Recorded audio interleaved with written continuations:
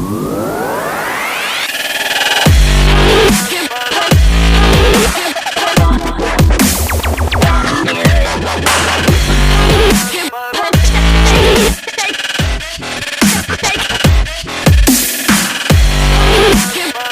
hack-all. Disparate computer systems and I.O.T. Hacking or cracking, and for you Star Wars enthusiasts, slicing. It is the act of gaining access to an information system and the information stored within without going through the proper channels. It is important to make a few distinctions. First, the term hacker. In popular media, a hacker is the cyber boogeyman.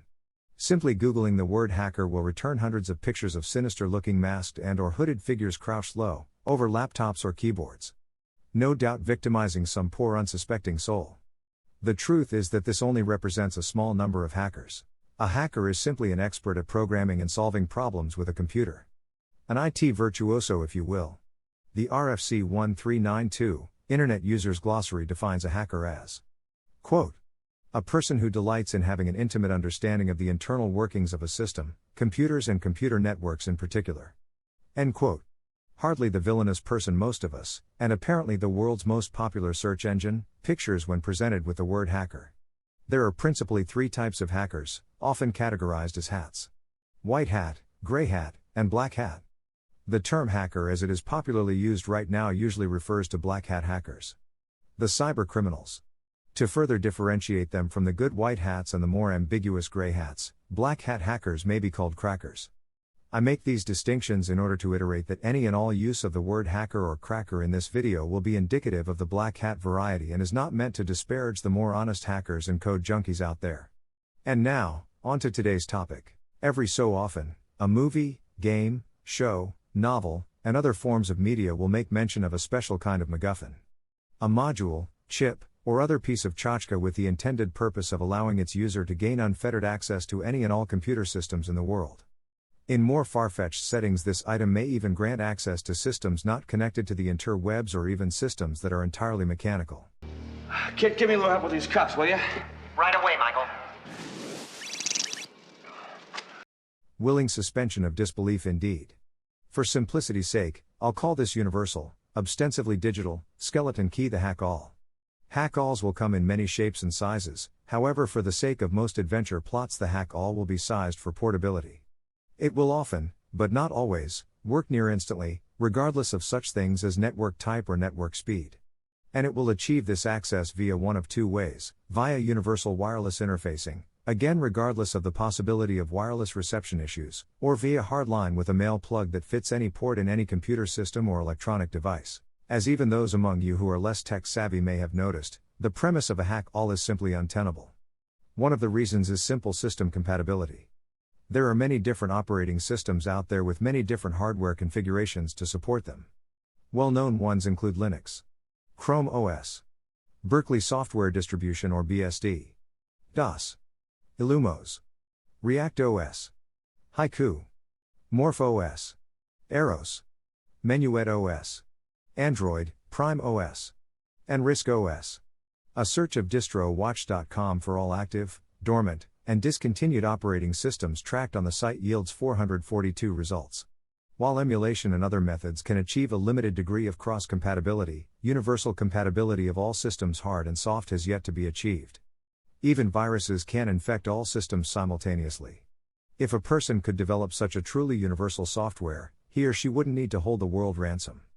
Tech companies would throw billions of dollars at this person quite legitimately. That is, of course, unless you pay me 1 billion. Shut up and take my money! And as any gamer or cryptocurrency miner will know, hardware matters. Trying to run a powerful, resource-intensive program or process on an underpowered machine not designed for it can be extremely problematic. If it runs at all. Will the wondrous hack-all work on an older system, with no built-in wireless capabilities, using USB 2.0 ports, running Puppy Linux? Just as well as it does on a high-end Windows system, that is Bluetooth and Wi-Fi capable, using USB 3.0 plus ports, running the latest games with maxed-out graphics. In Hollywood and on the pages of fiction, yes it would. In real life, highly unlikely. However, as fictitious if not downright fantastic as some of the applications of the hack-all may seem, Modern technology and namely the Internet of Things revolution has imparted a granule of plausibility to how such devices are depicted in movies such as Eagle Eye, or games such as Watch Dogs. The Internet of Things or IoT is defined by Oracle as, quote, the network of physical objects, things, that are embedded with sensors, software, and other technologies for the purpose of connecting and exchanging data with other devices and systems over the Internet. These devices range from ordinary household objects to sophisticated industrial tools. End quote. ZDNet adds, quote, the Internet of Things, or IoT, refers to the billions of physical devices around the world that are now connected to the Internet, all collecting and sharing data. Thanks to the arrival of super cheap computer chips and the ubiquity of wireless networks, it's possible to turn anything, from something as small as a pill to something as big as an airplane, into a part of the IoT. Connecting up all these different objects and adding sensors to them adds a level of digital intelligence to devices that would be otherwise dumb, enabling them to communicate real-time data without involving a human being. End quote. To summarize, IoT involves putting a computer into an otherwise mundane device and making it network accessible. As the above definition indicated, this can include things as grand as planes, trains, buses, and ships, to something as innocuous as a toothbrush. Self-driving technology would also fall under the Internet of Things. Huxley, coding off. Auto drive. Auto drive engaged. But how does this all have to do with today's topic? You may recall the Dyn cyber attack that took place in 2016.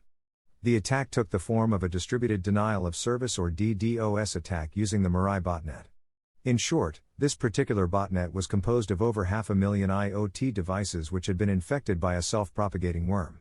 According to Forbes, quote, in most cases the IoT devices that were conscripted into the Mirai botnet had default credentials stored.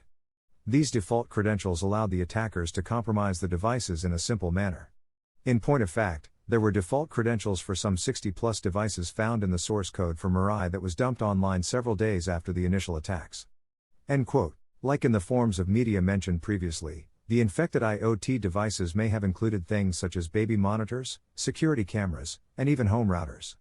Also explained previously, the worm had a specific target, devices housing embedded ARC processors, which are commonplace but not universal, running a stripped-down version of Linux. So, why is the hack all still around? I believe it's because hacking is still not well understood by the masses, despite how often they hear the term. Hacking is akin to techno-wizardry, and as such, a magitech device that simply streamlines the process and puts the capability to bring whole nations to heel into the hands of one megalomaniac is Hollywood gold. It is the new, capture Relic X and gain immeasurable power. However, instead of it being an ancient magical bauble, it is now a modern scientific tchotchke. And the modern audience need not use pagan sorcery or rings of salt to defend themselves. Just change your login credentials.